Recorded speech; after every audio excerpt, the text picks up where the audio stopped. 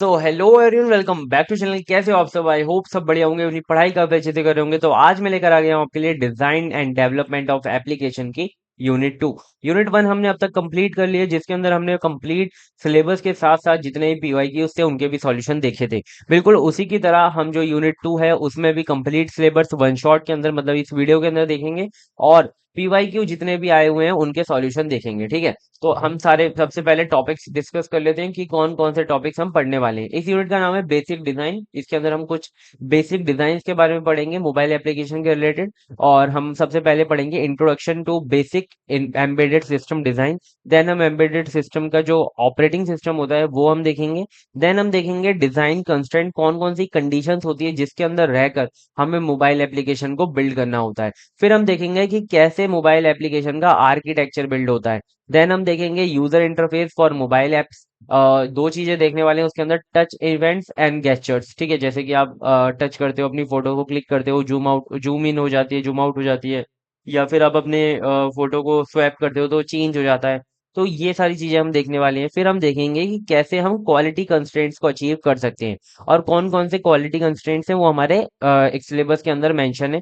जैसे कि performance, security, ऐसे कुछ हमारे कंस्ट्रेंट्स जो है क्वालिटी वो मेंशन है, वो हम पढ़ेंगे, ठीक है। और उसके साथ साथ हम ये देख सकते हैं कि मैंने हर एक टॉपिक के आगे ये लिखा हुआ है कि कौन सा टॉपिक कितनी बार पीवाईक्यू में आया हुआ है। जैसे कि यहाँ पर हमारा अचीविंग क्वालिटी कंस्ट्रेंट 3 बार पीवाईक्यू में आया, ये काफी इंपॉर्टेंट है। और आर्किटेक्टिंग मोबाइल एप्लीकेशन भी 2 बार पीवाईक्यू में आया, ये भी इंपॉर्टेंट है। तो अगर आपने अभी तक चैनल को सब्सक्राइब नहीं किया है तो प्लीज चैनल को सब्सक्राइब कर लेना, ठीक है। और आप प्लीज प्ले स्टोर पे जाके मल्टी एटम्स ऐप को डाउनलोड कर लेना, अगर आपको इसके नोट्स चाहिए या फिर आपको और अपडेट्स चाहिए या फिर आपको और कंटेंट देखना है, ठीक है। तो प्लीज चलो वीडियो को स्टार्ट करते हैं बिना देरी करें। सबसे पहले हमारा जो टॉपिक है वो हम पढ़ने वाले हैं एम्बेडेड सिस्टम की जो डिजाइन है। तो सबसे पहला हमारा टॉपिक है basics of embedded system design. तो एम्बेडेड सिस्टम होता क्या है, इससे पहले हमने यूनिट 1 के अंदर पढ़ा था कि एम्बेडेड सिस्टम एक हमारा ऐसा सिस्टम है, ऐसा एक कंप्यूटिंग डिवाइस है जो कि एक बड़े नॉन कंप्यूटिंग डिवाइस के अंदर लगता है। जैसे कि हमारा वॉशिंग मशीन है, वो पूरा एक कंप्यूटिंग डिवाइस नहीं है, वो हमारा यूज होता है कपड़े धोने के लिए, ठीक है। लेकिन उसके अंदर जब हम कि हमारे कपड़े कितनी देर तक धुलेंगे या फिर कितना उसके अंदर मटेरियल लगेगा, उसको कैलकुलेट करने के लिए हम यूज करते हैं एम्बेडेड सिस्टम का, ठीक है। या फिर हमारी कार है, ठीक है, उसके अंदर एयर बैग्स यूज होते हैं। पूरी की पूरी जो हमारी कार है वो कंप्यूटिंग डिवाइस नहीं है, लेकिन उसके अंदर जो हमारा एयर बैग का मैकेनिज्म है वो एम्बेडेड सिस्टम के यूज से ही फुलफिल हो पाता है, ठीक है। An embedded system is a specialised computer system design to perform specific task within a larger mechanical और इलेक्ट्रिकल सिस्टम। वो जो हमारा बड़ा बड़ा सिस्टम है वो शायद मैकेनिकल भी हो सकता है, वो इलेक्ट्रिकल भी हो सकता है। लेकिन हमारा एम्बेडेड सिस्टम एक स्पेशलाइज्ड कंप्यूटर सिस्टम है जो कि एक परफॉर्म करने के लिए एक स्पेसिफिक टास्क को परफॉर्म करने के लिए बनाया गया है, ठीक है। वो कोई भी टास्क हो सकता है। फिर आता है हमारा देख combine hardware and software to operate efficiently under constraints, ठीक है। इसके अंदर हार्डवेयर भी होता है और सॉफ्टवेयर भी होता है जिसको कंबाइन करके वो बनाया जाता है, ठीक है। और वो लिमिटेड रिसोर्सेज के साथ परफॉर्म करता है अपना जो भी टास्क है, ठीक है। फिर हमारे की कैरेक्टरिस्टिक्स देखेंगे एम्बेडेड सिस्टम के, तो देखो इसके अंदर एक डेडिकेटेड फंक्शनैलिटी होती है, ठीक है। मतलब कि ये नहीं है कि वो 10 काम कर रहा होगा, वो सिर्फ एक डेडिकेटेड स्पेसिफिक टास्क के लिए यूज होगा, ठीक है। फिर आता है रियल टाइम ऑपरेशन, यानी कि जैसे कि आप समझो कि आपने एक एयरबैग सिस्टम है, ठीक है, कार के अंदर। अगर वो जैसे ही एक्सीडेंट होने वाला है या हो गया, जैसे ही हो रहा है, ठीक है, बिल्कुल तुरंत ही एयरबैग्स को ओपन होना होगा। अगर वो रियल टाइम ऑपरेशन नहीं परफॉर्म करेंगे तो काम नहीं कर पाएंगे, ठीक है। तो embedded system real time operation perform करते हैं, ठीक है। फिर आता है हमारा रिसोर्सेज कंस्ट्रेंट, इसके अंदर लिमिटेड मेमोरी और पावर कंजम्पशन बहुत लिमिटेड होता है, ठीक है। और इंटीग्रेशन, यानी कि बहुत बड़े लार्जर सिस्टम के का ये पार्ट होता है, ठीक है, उसके अंदर इंटीग्रेटेड होता है। तो आई होप आपको एम्बेडेड सिस्टम बहुत अच्छे से समझ में आ गया होगा, उसकी की कैरेक्टरिस्टिक भी समझ में आ गई होगी। अब हम जो मेन मुद्दा है आज का वो हम पढ़ने वाले हैं steps in embedded systems design, ठीक है। जब एम्बेडेड सिस्टम को डिजाइन किया जाता है तो उसके अंदर कौन कौन से स्टेप्स हमें परफॉर्म करने होते हैं जब हमारा एक एम्बेडेड सिस्टम डिजाइन होता है, ठीक है। तो सबसे पहला हमारा जो स्टेप है वो है रिक्वायरमेंट गैदरिंग, कि भाई आपको करना क्या है, मतलब एम्बेडेड सिस्टम से आपको करवाना क्या है। सबसे पहले तो ये आइडेंटिफाई करो, identify what the system must do, कि जैसे कि आप एक फिटनेस ट्रैकर बना रहे हो, ठीक है। तो वो आपके स्टेप्स को ट्रैक करेगा, आपके हार्ट रेट को ट्रैक करेगा, और आपकी डिस्प्ले एक आपको डिस्प्ले प्रोवाइड कराएगा जहां पर आपको डेटा या आउटपुट दिखेगा, ठीक है। तो ये सारा काम कौन करने वाला है? हमारा एम्बेड सिस्टम करने वाला है। तो ये सब क्या था? हमारा रिक्वायरमेंट गैदरिंग थी। हमने सारी जो भी हमारी रिक्वायरमेंट्स है वो हम गैदर करेंगे, ठीक है। फिर हम करेंगे सिस्टम आर्किटेक्चर, ठीक है। सिस्टम आर्किटेक्चर के अंदर हम ये डिसाइड करेंगे कि सॉफ्टवेयर कंपोनेंट क्या रहेगा, हार्डवेयर का स्ट्रक्चर क्या रहेगा, ठीक है। हम मतलब पूरा का पूरा एक स्ट्रक्चर प्लान करेंगे हार्डवेयर एंड सॉफ्टवेयर का। कब डेट कहाँ से डेटा आएगा, कब प्रोसेस होगा, और कैसे आउटपुट में शो करेगा, ठीक है। वो हम आर्किटेक्चर बनाएंगे ब्लॉक डायग्राम के थ्रू। तो ब्लॉक डायग्राम देख लेते हैं एक एग्जांपल। तो यहाँ पर मेरे पास एक एग्जांपल है जो कि है, यहाँ पर हमारे पास एक सेंसर है, ठीक है। जो कि क्या करता है, जो वही हम फिटनेस ट्रैकर का एग्जांपल ले रहे हैं कि हमने एक सेंसर लगाया हुआ है जो कि क्या करता है, एक्सेलेरोमीटर का यूज कर रहा है स्टेप्स को काउंट करने के लिए, ठीक है। तो सेंसर क्या कर रहा है, आपके स्टेप्स को काउंट करके प्रोसेसर को भेज देगा, ठीक है। प्रोसेसर क्या करेगा यहाँ पर, उसके ऊपर जो भी ऑपरेशन है वो परफॉर्म करेगा माइक्रो कंट्रोलर के थ्रू, जो कि ब्रेन है। और जो भी हमारा यहाँ पर ऑपरेशन परफॉर्म होंगे उसके अंदर जो भी हमारा टेम्पररी डेटा होता है, जिसके जब कैलकुलेट करते समय हमारा एक टेम्पररी डेटा होता है ना, वो हम स्टोर करेंगे मेमोरी के अंदर। और फिर हम आउटपुट के अंदर जो भी आपका आंसर होगा, जो भी आपका आउटपुट होगा, वो आपको डिस्प्ले करके देंगे, ठीक है। तो आई होप आपको समझ में आ गया होगा कि कैसे ब्लॉक डायग्राम एक डिजाइन किया जाता है जब एक हम एम्बेडेड सिस्टम का डिजाइन स्ट्रक्चर तैयार करते हैं, ठीक है। अब हम आगे बढ़ते हैं, फिर हम देखते हैं कि हार्डवेयर की डिजाइन कैसे रहने वाली है, कि आपकी कौन कौन से कंपोनेंट्स आप सिलेक्ट करोगे, कौन सा सीपीयू रहने वाला है, क्या कितनी मेमोरी रहने वाली है, क्या क्या इंटरफेसेस रहने वाले हैं। इन सबको आप हार्डवेयर डिजाइन के अंदर सिलेक्ट करते हो। फिर आता है आपका फोर्थ स्टेप जो कि होता है सॉफ्टवेयर डिजाइन।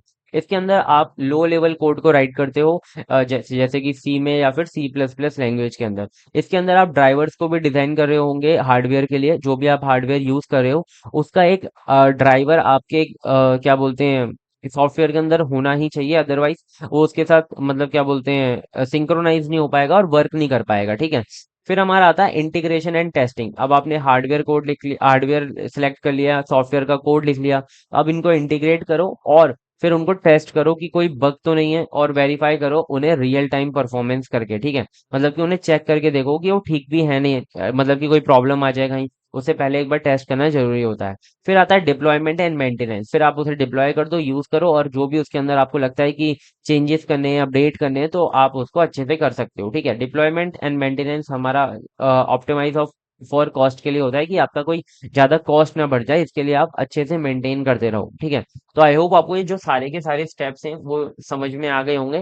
टोटल हमारे 6 स्टेप्स थे एम्बेडेड सिस्टम डिजाइन के अंदर, ही आपको सारे के सारे पता होने चाहिए, और हर एक स्टेप के साथ मैंने आपको एग्जाम्पल से समझाया है। तो आपको ये एग्जाम्पल भी एग्जाम के अंदर बताकर आने हैं, ठीक है।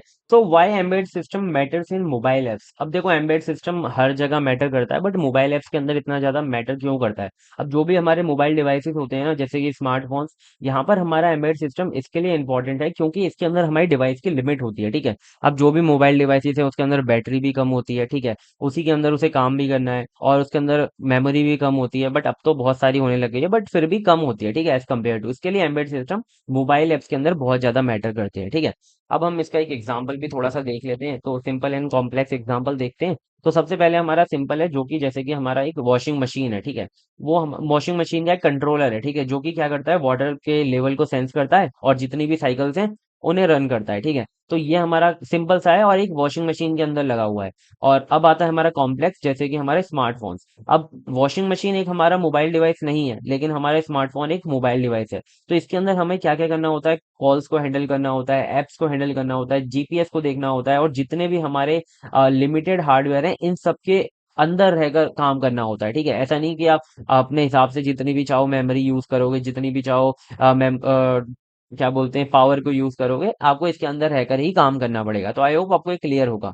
अब हम बात करते हैं पीवाईक्यू, जो कि रिलेटेड आया हुआ है इस टॉपिक के। तो देखो, एक ही पीवाईक्यू है, ये 10 नंबर में भी आया हुआ है और ये 2 नंबर में भी आया हुआ है। अगर 10 नंबर में आएगा तो जैसे मैंने लिखा है पूरा डिटेल में आपको समझा कर आना है, और अगर 2 नंबर में आएगा तो आपको सिर्फ इसके जो हेडिंग हेडिंग है वो बताकर आने हैं, ठीक है। और जहां पर भी आपको जैसे ऐसे लिखता है ना कि what are the various issue related with embed system design, तो आपको डायरेक्टली ऐसे वेरियस इश्यूज नहीं बताने हैं एम्बेड सिस्टम डिजाइन के। आपको सबसे पहले एम्बेड सिस्टम को क्या बोलते हैं डिफाइन करना है, फिर उसके डिजाइन को डिफाइन करना है, देन हम इश्यूज पर आएंगे, ठीक है। क्योंकि इससे क्या होगा कि थोड़ा आपका जो कंटेंट है वो ज्यादा हो जाएगा और नंबर्स आपको अच्छे मिलेंगे, ठीक है। अब यहाँ पर 10 नंबर में आया, लेकिन आपके पास कितने नंबर में आएगा? 7 नंबर में आएगा, क्योंकि अब हमारा जो पैटर्न है क्वेश्चन पेपर का वो चेंज हो चुका है।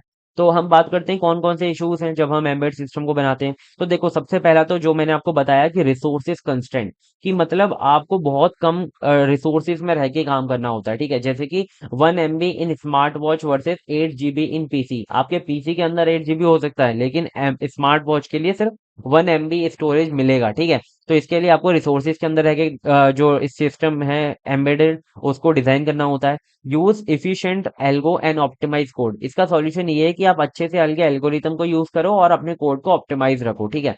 नेक्स्ट आता है पावर एंड एनर्जी कंजप्शन, ठीक है। अब जैसे कि हमारे आईओटी डिवाइसेस होते हैं, वो उसके जो सेंसर थे हमारे बैटरीज पे काम कर रहे होते हैं।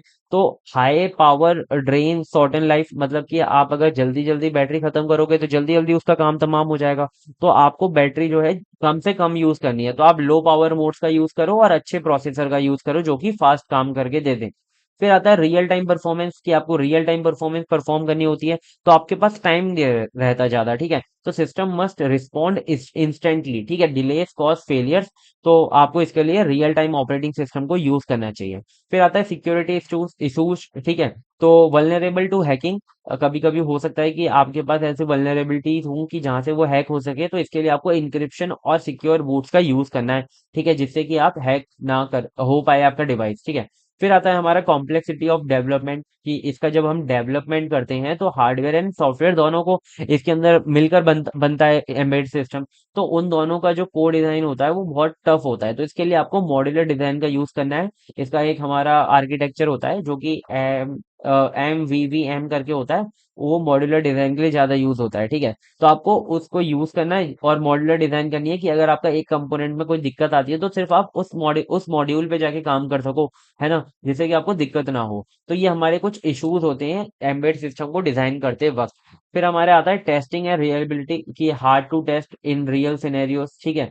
ऐसा आप बहुत मुश्किल होता है कि आप बिल्कुल रियल सिनेरियो बना सको टेस्ट करने के लिए, ठीक है। तो आपको सिमुलेशन टूल्स का यूज करना होगा, ठीक है।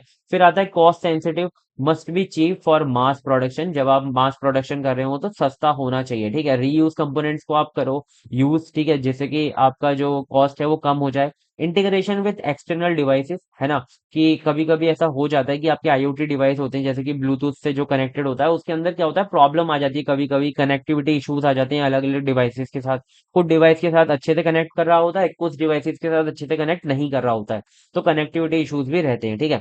तो आई होप आपको ये सारे इशू समझ में आ गए होंगे। इसमें से जब भी कोई क्वेश्चन आए तो 6 इशू याद करके लिख देना, ठीक है। पूरे के पूरे नहीं याद रहे तब भी कोई ऐसे दिक्कत नहीं है, वैसे इतने इजी इजी हैं कि आपको पढ़ के ही समझ में आ गए होंगे आपको और याद हो गए होंगे, ठीक है।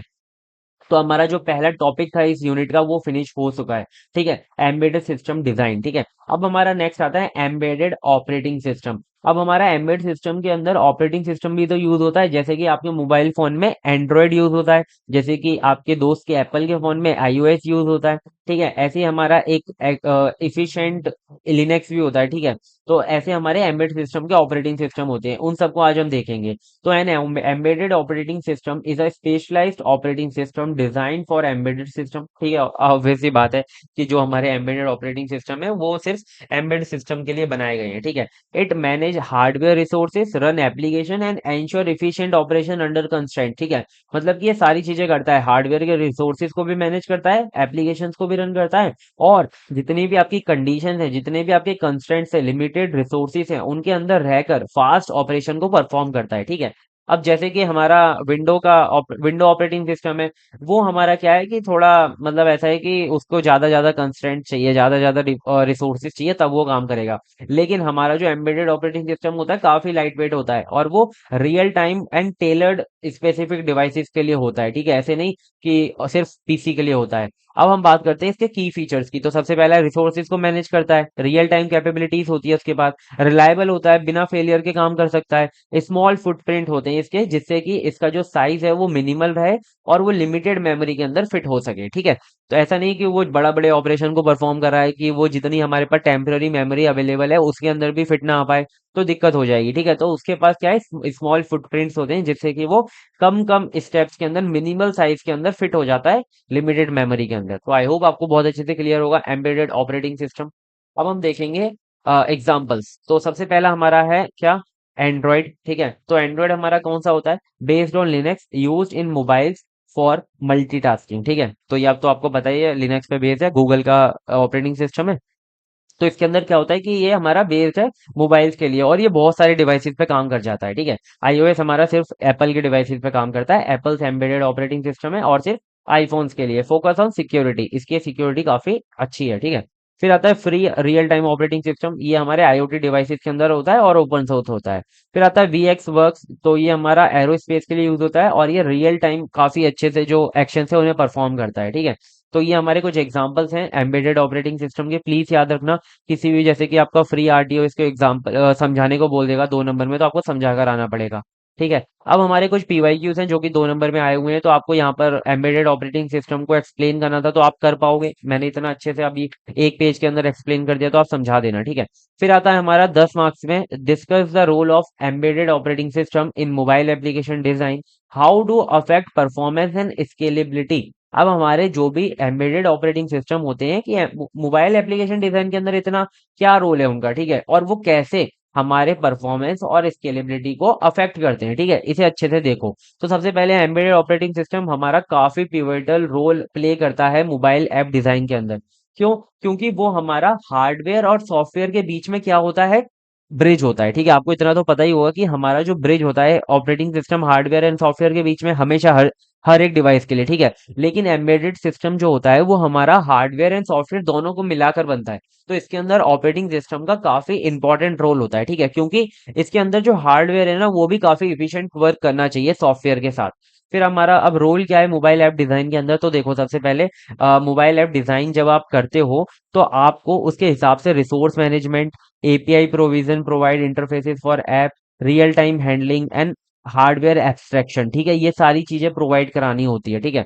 तो ये आई होप आपको समझ में आ गया होगा कि मोबाइल ऐप डिजाइन के अंदर कितना बड़ा रोल है हमारे एम्बेडेड ऑपरेटिंग सिस्टम का। अब हार्डवेयर एब्स्ट्रैक्शन क्या होता है, जैसे कि आपका बटन है, ठीक है, तो आप क्या करते हो, उसके पीछे कैसे काम हो रहा है वो आप हटा देते हो, जस्ट एक बटन लगा देते हो, ठीक है। जैसे कि आप बटन क्लिक करते हो तो आपके एयरबैग्स जो हैं वो ओपन हो जाते हैं। तो वो कैसे ओपन हो रहे हैं और कैसे मैकेनिज्म पीछे वर्क कर रहा है, वो सब आपको नहीं दिखाना होता, जस्ट आपको एक बटन दिखाना होता है वहां पे, तो उसे कहते हैं एब्स्ट्रैक्शन, ठीक है।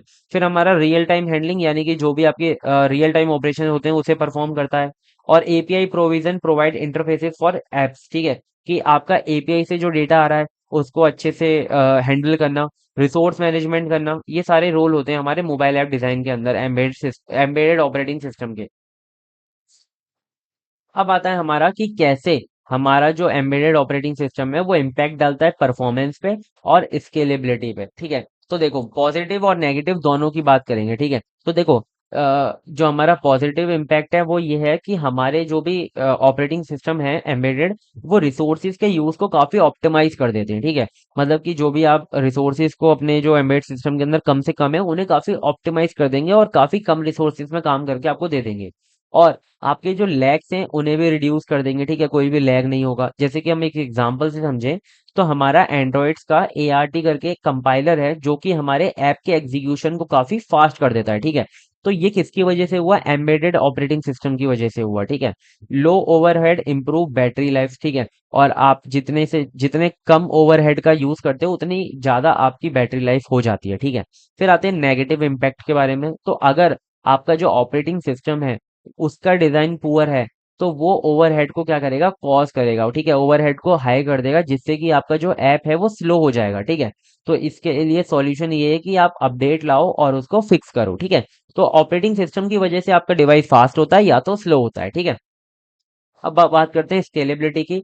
तो ये पॉजिटिव ये है कि ये क्या करता है, सपोर्ट करता है आपको adding features without hardware changes, ठीक है। मतलब कि आप अपडेट डायरेक्टली करके अपने जो भी एप्स हैं उसके फीचर को क्या कर सकते हो, अपडेट कर सकते हो, ठीक है। तो नेक्स्ट हमारा टॉपिक आता है design constraints for mobile applications. अब डिजाइन कंस्ट्रेंट्स की बात करें तो हम जब भी मोबाइल एप्लीकेशन को डिजाइन करते हैं तो उसके लिए हमें कुछ कंडीशंस के रहकर अंदर रहकर काम करना होता है, ठीक है। जो भी हमारे डिवाइस की लिमिट है उसके अंदर ही आपको एफिशिएंट तरीके से ऑपरेशन को परफॉर्म करना है, ठीक है। तो mobile apps must operate with in device limits. जैसे कि कंस्ट्रेंट्स हमारे दो टाइप के अंदर मतलब डिवाइडेड हैं, एक तो है हार्डवेयर और एक है हमारे सॉफ्टवेयर। अब हार्डवेयर हमारे फिजिकल कंस्ट्रेंट्स होते हैं और सॉफ्टवेयर हमारे प्रोग्रामिंग या फिर ऑपरेटिंग सिस्टम होते हैं। अब हार्डवेयर कंस्ट्रेंट की बात करें तो पहला होता है हमारा बैटरी लाइफ। अब हमारी जो एप्स की पावर है वो बहुत जल्दी ड्रेन होती है, ठीक है, तो आपको बैटरी लाइफ काफी अच्छे से ऑप्टिमाइज करके यूज करनी है, ठीक है। तो अगर जैसे कि हम एग्जांपल के लिए लें तो हमारा जो जीपीएस ऐप है वो कंज्यूम करता है बैटरी को काफी क्विकली। तो उसका सॉल्यूशन ये है कि आप ऑप्टिमाइज करो बैकग्राउंड टास्क को, जिससे कि आपका जो बैटरी है वो अच्छे से यूज हो पाए और लंबे समय तक चल पाए, ठीक है।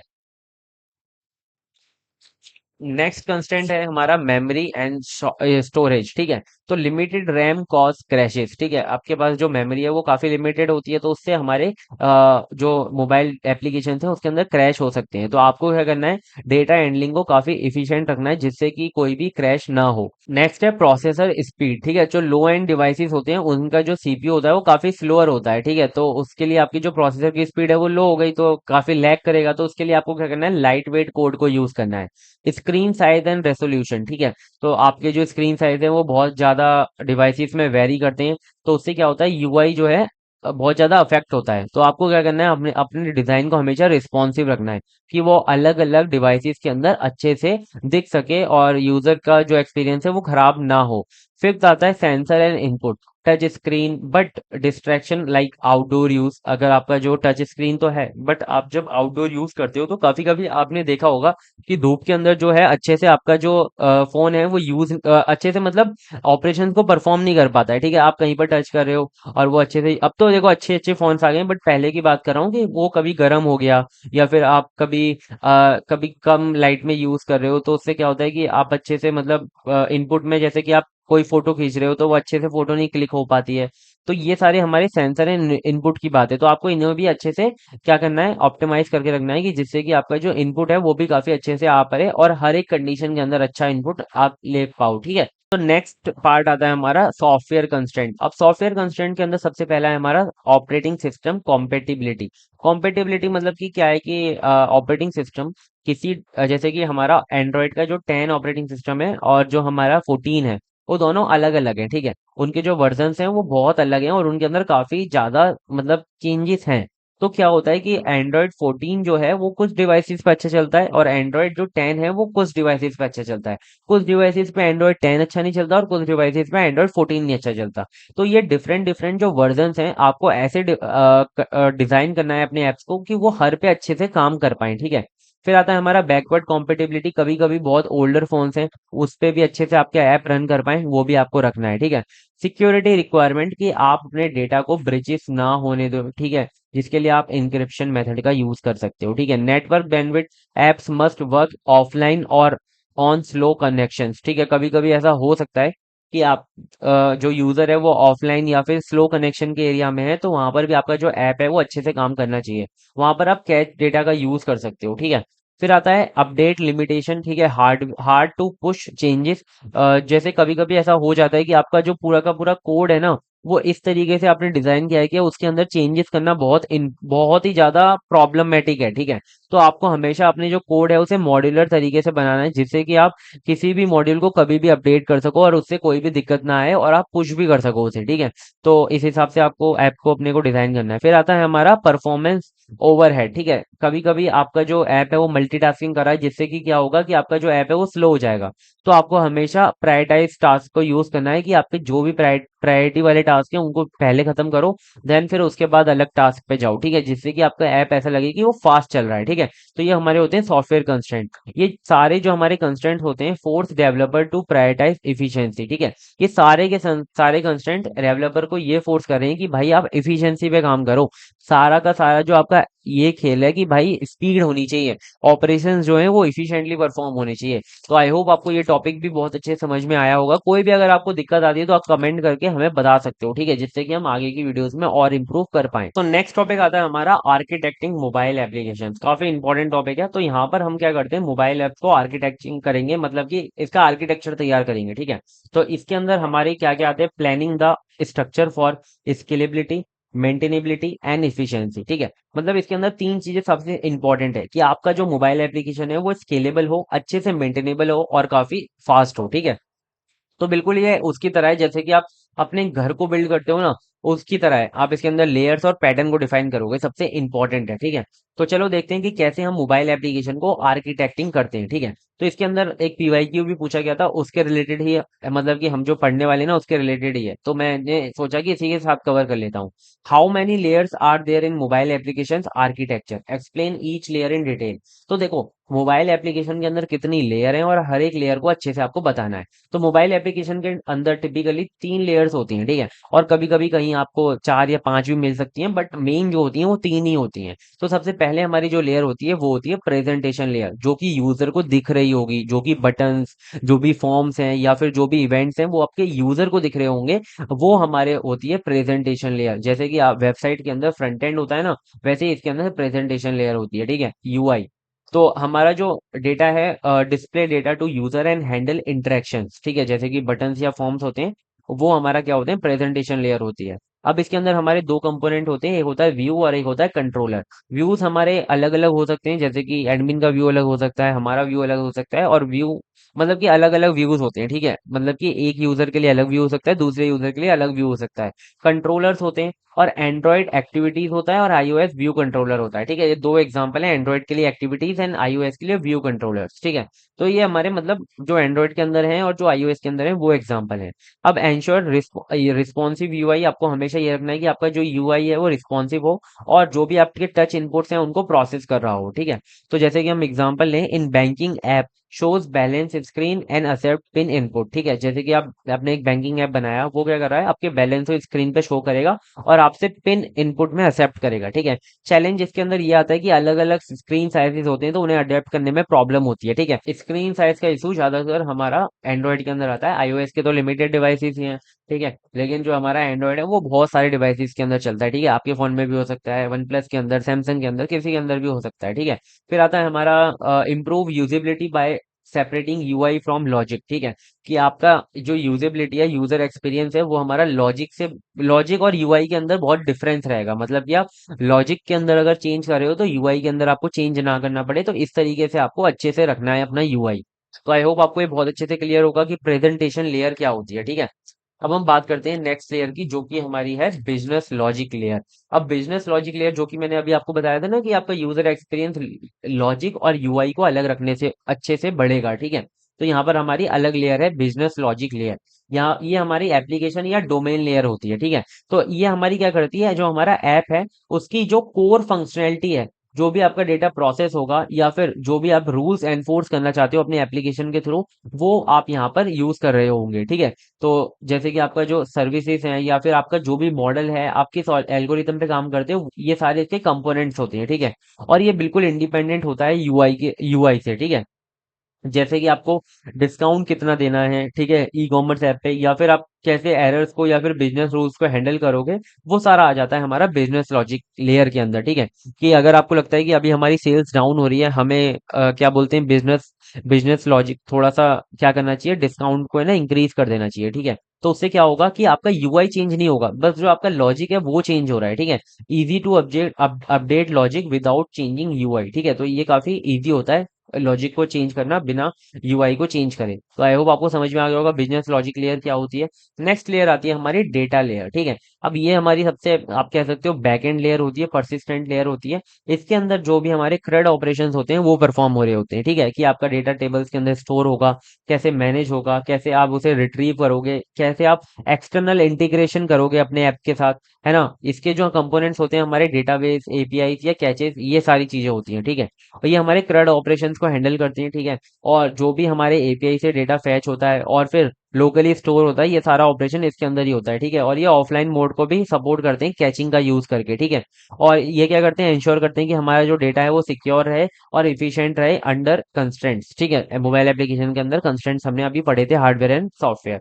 आई होप आपको ये बहुत अच्छे समझ में आया होगा। ठीक है, ये तीनों के तीनों लेयर आपको बहुत अच्छे से क्लियर होंगी। तो आप हमारे चैनल को सब्सक्राइब कर सकते हो अगर आपको चीजें समझ में आ रही है, और आप हमारे एप्लीकेशन को प्ले स्टोर से डाउनलोड भी कर सकते हो। ठीक है, वो फुल्ली इफिशिएंट है और कंस्टेंट के अंदर रह के बना है। ठीक है, अब हमारा एक और जो पीवाईक्यू है 10 मार्क्स का, वो इस क्वेश्चन इस टॉपिक के रिलेटेड था, तो वो भी हम कवर कर लेते हैं। तो यहाँ पर आपको सबसे पहले ये बताना है कि आर्किटेक्टिंग मोबाइल एप्लीकेशन का जो पूरा कॉन्सेप्ट है वो क्या है, वो आप अच्छे से एक्सप्लेन कर लोगे। फिर आपको ये बताना है कि how does this process differ when designing for various operating system.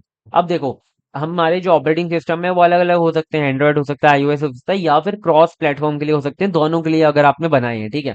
तो कैसे ये जो हमारा आर्किटेक्टिंग मोबाइल एप्लीकेशन है वो अलग हो सकता है प्रोसेस, एंड्रॉयड के लिए अलग हो सकता है, या फिर हमारा आईओएस के लिए अलग हो सकता है, तो वो हम देखने वाले हैं, ठीक है।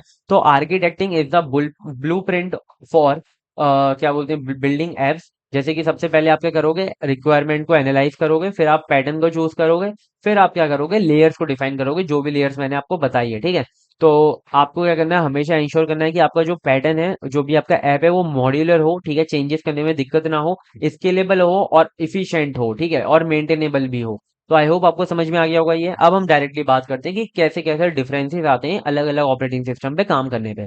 तो mobile apps are build for different operating system. The way we architect apps changes based on the operating system because each has its own rules, tools and challenges, ठीक है। हर एक ऑपरेटिंग सिस्टम के अलग रूल्स हैं, अलग tools हैं और अलग अलग चैलेंजेस हैं, जिन्हें हमें क्या करना पड़ता है, हैंडल करना पड़ता है, ठीक है। तो थोड़ा सा चेंजेस तो आ ही सकते हैं। तो अगर हम बात करें एंड्रॉइड की, जो कि गूगल का ऑपरेटिंग सिस्टम है, तो ये हमारा ओपन सोर्स है, ठीक है, और फ्री है, और कॉटलिन एंड जावा को यूज करके ये बनाया जा सकता है, ठीक है। इसके मतलब जो एप्लीकेशन है वो बनाए जा सकते हैं।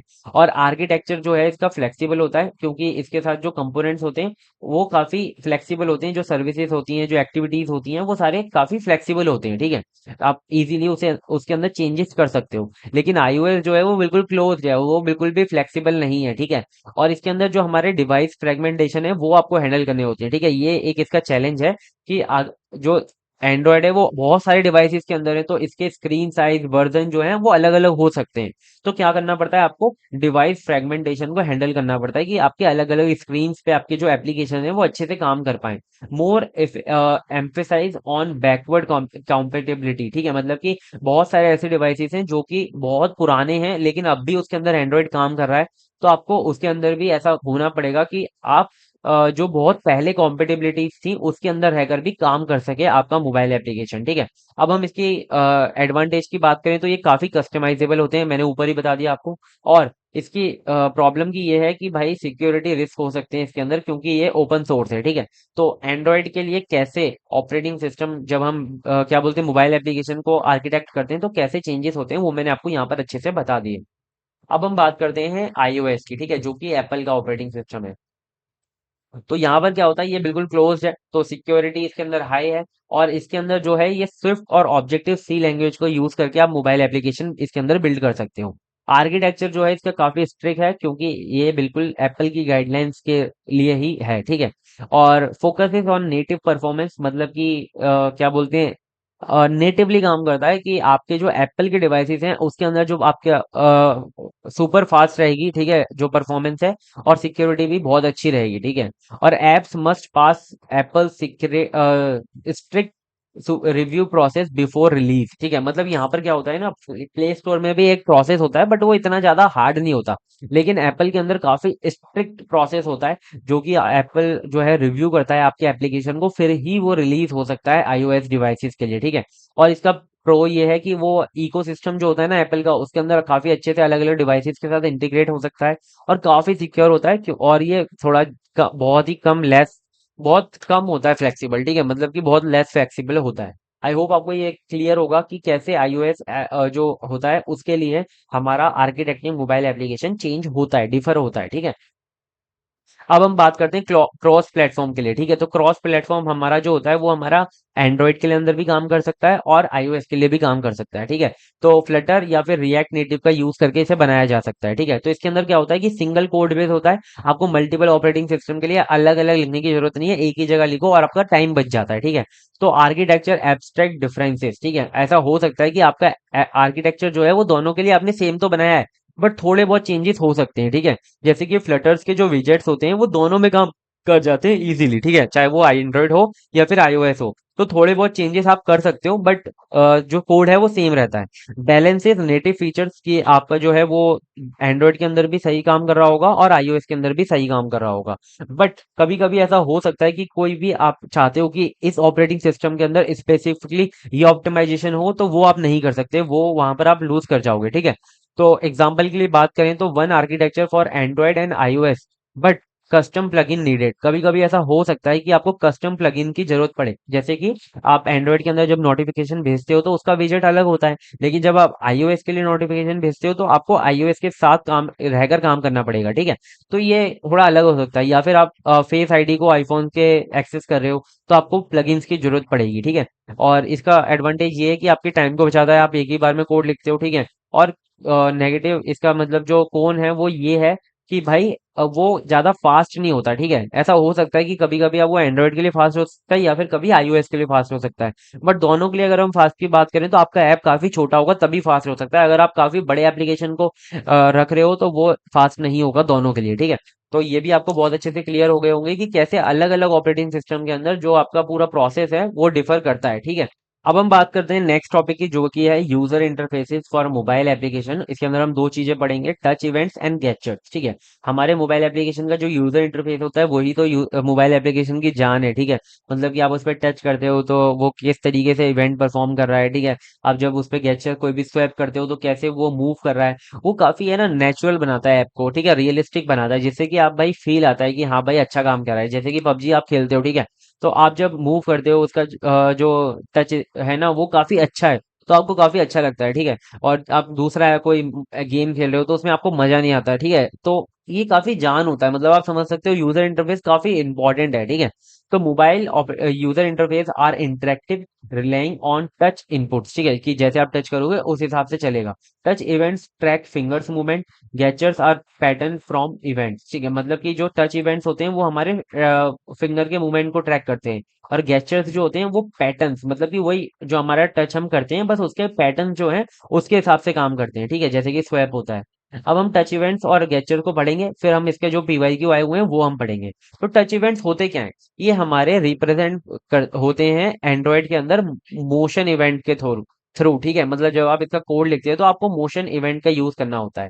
ट्रैक एक्शन, लाइक आप जब डाउन जैसे कि आप टच करते हो तो वो टच जो है स्टार्ट हो जाता है, ठीक है। और जब आप मूव करते हो अपनी फिंगर को, जब आप टच करके रखते हो और आप मूव कर रहे हो तो क्या होता है, वो ड्रैग होता है, ठीक है। और जब आप अपने फिंगर को अप कर देते हो तो क्या हो जाता है, वो रिलीज हो जाता है। तो ये कुछ इस तरीके से काम करता है। और app handle where on touch event, ठीक है, जो आपका ये फंक्शन होता है ऑन टच इवेंट, इसके थ्रू पूरा का पूरा काम हो रहा होता है। इसी के थ्रू आपको पता लगता है कि कहाँ पे टच हुआ है ना, और कैसे आपको कौन सा इवेंट अकर करवाना है कौन से टच पर, ठीक है।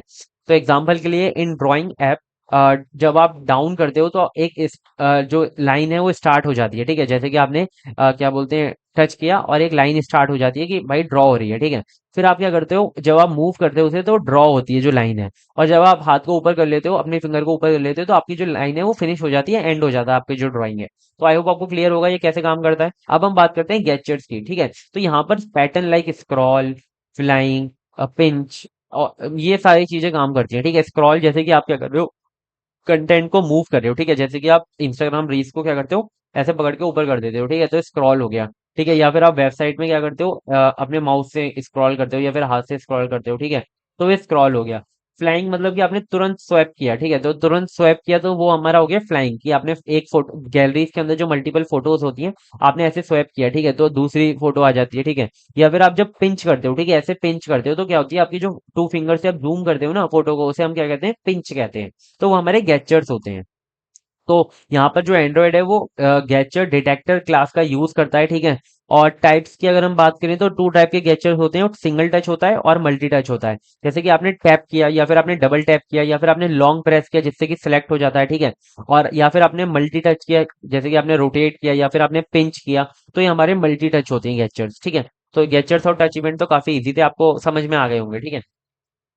अब हम पीवाईक्यू की बात करते हैं, तो पीवाईक्यू आया था with the help of suitable example explain Android gestures and touch events. ठीक है, तो आपको एंड्रॉइड के गेस्चर्स एंड टच इवेंट्स को एक्सप्लेन करना है। तो देखो, in Android these are captured as motion event objects, है ना। जो मोशन इवेंट क्लास है उसके जो भी ऑब्जेक्ट्स हैं उसको उस तरीके से माना जाता है। ठीक है, which tells the app what the user did and where.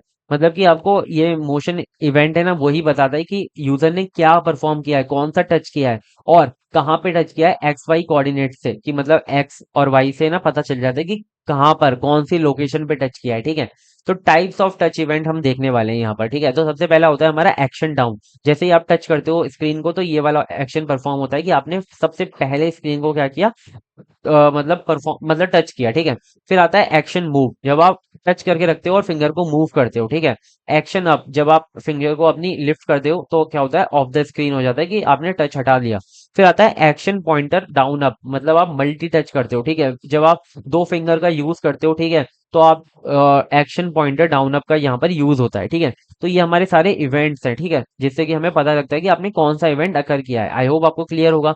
अब ये काम कैसे करते हैं, तो देखो, सबसे पहले जो एंड्रॉइड सिस्टम है वो डिटेक्ट करता है आपके इवेंट्स को और क्या करता है, उसे सेंड करता है ऐप व्यू के पास। ठीक है, जो भी आपका यूआई एलिमेंट है, ठीक है, जैसे कि आपका कोई बटन है, ठीक है, या फिर आपका कोई भी स्लाइड बार है, उसे क्या करता है भाई, भेजता है। ठीक है, फिर आता है हमारा developer handle this by over riding the on touch events. ठीक है, कि कौन सा इवेंट अकर हुआ है, method in one view which provide details like event type and coordinate. ठीक है, कि कहाँ पर इवेंट हुआ है और कौन सा इवेंट अकर हुआ है। ठीक है, फिर आपको पता चल जाएगा, आप उस इवेंट के अंदर जो भी फंक्शन होगा, जो भी लिखा होगा फंक्शन ऑपरेशन, वो आप क्या करोगे, परफॉर्म कर दोगे। जैसे कि कोई बटन है, ठीक है, आपको पता चल गया कि यूजर ने जो जो भी इवेंट है वो टच किया है और इस बटन पे टच किया है। ठीक है, तो उस बटन पे टच करने के बाद जो भी पेज को ओपन करना था वो ओपन हो जाएगा। ठीक है, इस तरीके से काम करता है। फिर आता है हमारा गैजेट्स इन एंड्रॉइड। तो गैजेट्स जो होते हैं वो हमारे स्पेसिफिक पैटर्न होते हैं जो कि हमारे टच के थ्रू बनाए जाते हैं। ठीक है,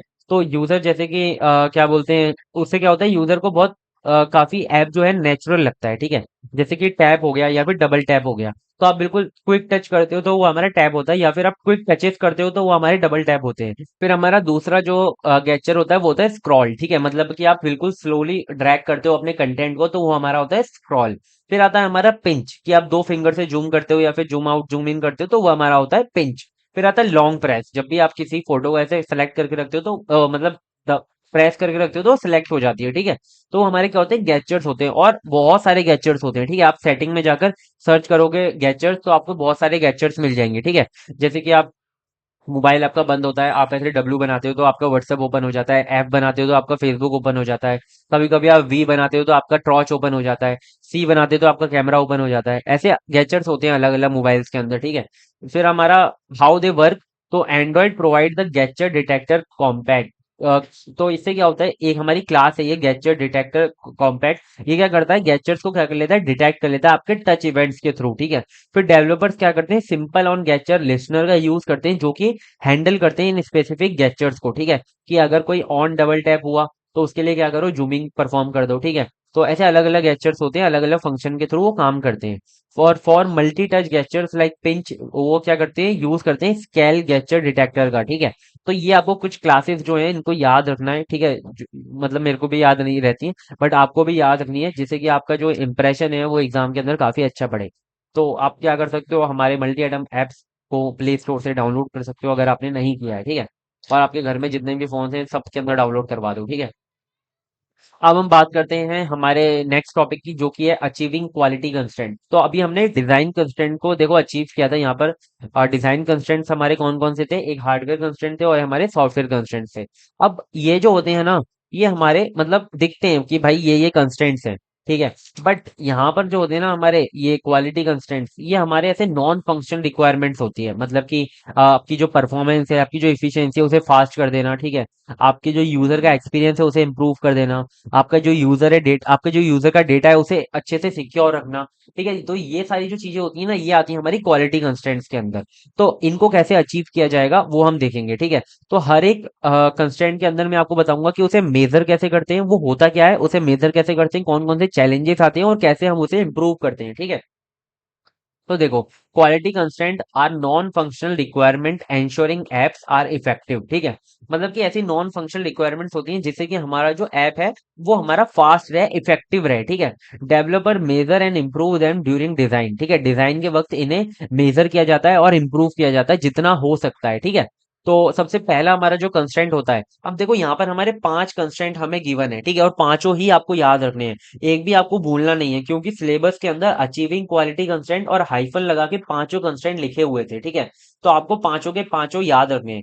सबसे पहला है हमारा परफॉर्मेंस। परफॉर्मेंस हमारा स्पीड और इफिशिएंसी से मतलब बता रहा है कि जितनी ज्यादा स्पीड, जितनी ज्यादा इफिशिएंसी होती है, उतनी ज्यादा परफॉर्मेंस अच्छी होती है। जैसे कि आपका जो लोड टाइम है वेबसाइट का या फिर मतलब सॉरी आपके ऐप का, वो 2 सेकंड से कम होना चाहिए। ठीक है, तो हम इसे मेजर कैसे करते हैं, हम एंड्रॉइड प्रोफाइलर का यूज करते हैं जो कि हमें सीपीयू और मेमोरी यूजेज बता देता है, या फिर हम बेंचमार्क से इसे देखते हैं कि कितना बेंचमार्क है, हमें कितना मतलब कि जैसे हमें बता दिया कि लोड टाइम 2 से कम ही होना चाहिए, तो एक बेंचमार्क है, इससे ऊपर ना ही जाए। ठीक है, तो हम इससे मेजर कर सकते हैं। चैलेंजेस इसके अंदर ये आते हैं कि आपका नेटवर्क अगर लो है, ठीक है, तो आपका टाइम लग सकता है, या फिर आप हैवी कंप्यूटेशन को परफॉर्म कर रहे हो तो टाइम लग सकता है। तो आप इसके अंदर इंप्रूव ऐसे कर सकते हो कि आप अच्छे से अच्छे एल्गोरिदम का यूज करो जो कि ऑप्टिमाइज हो, और आप इमेजेस को कंप्रेस कर सकते हो, और आप कैचिंग का यूज कर सकते हो कि आपका स्लो नेटवर्क पे भी कैचिंग के थ्रू आप काम कर सको। ठीक है, तो ये परफॉर्मेंस का पूरा हो गया। नेक्स्ट आता है यूजेबिलिटी, कि कितना इजी है आपके एप्लीकेशन को यूज करना। ठीक है, तो आप इसे मेजर कर सकते हो यूजर टेस्टिंग के थ्रू, कि आपने 5 टास्क ये दिए 5 यूजर को कि आपको ये जो टास्क है 2-2 मिनट के अंदर कंप्लीट करने हैं, तो क्या वो यूजर 2 मिनट के अंदर वो टास्क कंप्लीट कर भी पा रहा है या नहीं। या फिर आप सर्वेस कर सकते हो, फीडबैक को गैदर कर सकते हो। ठीक है, चैलेंजेस इसके अंदर ये आते हैं कि बहुत टाइम पर आपका जो ऐप है वो स्मॉल स्क्रीन पे यूज हो रहा होता है, तो काफी बेकार हो जाता है। ठीक है, और डिस्ट्रैक्शन भी आ सकते हैं जिस अगर आप कॉम्प्लेक्स ऑपरेटिंग यूजर इंटरफेस का यूज कर रहे हो। ठीक है, मतलब कि आपने अच्छे से बटन्स और मेन्यूज नहीं बनाए हैं, जिससे कि काफी क्या हो जाता है, डिस्ट्रैक्शन हो जाता है। ठीक है, तो टाइम वेस्ट होता है उसकी वजह से। आप इसे इंप्रूव कर सकते हो सिंपलीफाई यूजर इंटरफेस को रखकर, या फिर आप गैजेट्स को यूज कर सकते हो। ठीक है, या फिर आप ए बी टेस्टिंग का यूज कर सकते हो। ए बी टेस्टिंग हमारी मतलब क्या होती है, इसके अंदर हमारे मल्टीपल हम ऑप्शंस का यूज करते हैं, जैसे कि हमने ऑप्शन ए रखा और एक बी रखा। ठीक है, तो ऑप्शन ए ज्यादा अच्छा है या फिर बी ज्यादा अच्छा है, ज्यादा लोगों ने अगर ए बताया तो आप ए को आगे आगे बढ़ोगे ए के साथ, बी को वहीं पे छोड़ दोगे। ठीक है, नेक्स्ट आता है हमारा सिक्योरिटी, आपका डेटा कितना प्रोटेक्टेड है। ठीक है, तो यहाँ पर हम मेजर करते हैं वल्नरेबिलिटी स्कैन से। ठीक है, एक हमारा होता है OWASP टूल, जिससे हम अपने ऐप की जो वल्नरेबिलिटी है वो चेक कर सकते हैं कि कहाँ कहाँ पर हमारा जो ऐप है वो कमजोर है, कहाँ से हैकर जो है अटैक कर सकता है। ठीक है, तो उसे हम क्या करेंगे, इंप्रूव करेंगे।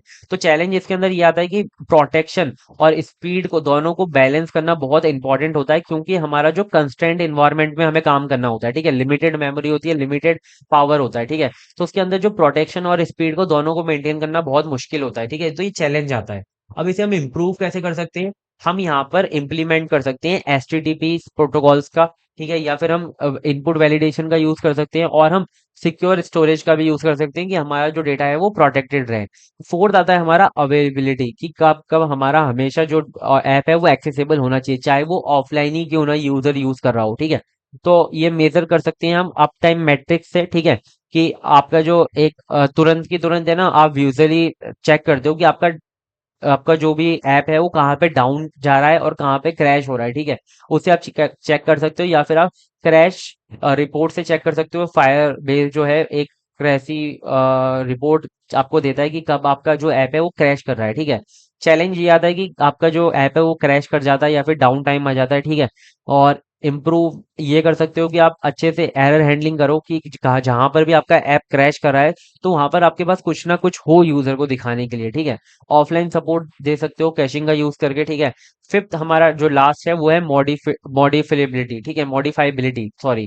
ठीक है, तो ये है इजी टू अपडेट, कि आप कितनी जल्दी अपने ऐप को, जो भी आपकी दिक्कतें आ रही हैं उन्हें मॉडिफाई कर सकते हो। ठीक है, तो ये हमारा होता है मॉडिफाइबिलिटी। ठीक है, तो इसके अंदर आप मेजर कर सकते हो कोड मैट्रिक्स के थ्रू, या फिर आप एडिंग फीचर, मतलब कि आप जब फीचर्स को ऐड कर रहे हो तो कितना इजी है फीचर को ऐड करना। ठीक है, उसके थ्रू आप मेजर कर सकते हो। ठीक है, या फिर आप चैलेंज, इसके अंदर चैलेंज ये होते हैं कि रिसोर्स लिमिट होते हैं, हमारे लिमिटेड रिसोर्सेज होते हैं, तो मॉडिफाई करना बहुत इंपॉर्टेंट, बहुत मुश्किल हो जाता है। ठीक है, आप इसे इंप्रूव कर सकते हो मॉड्यूलर आर्किटेक्चर को बिल्ड करके, ठीक है।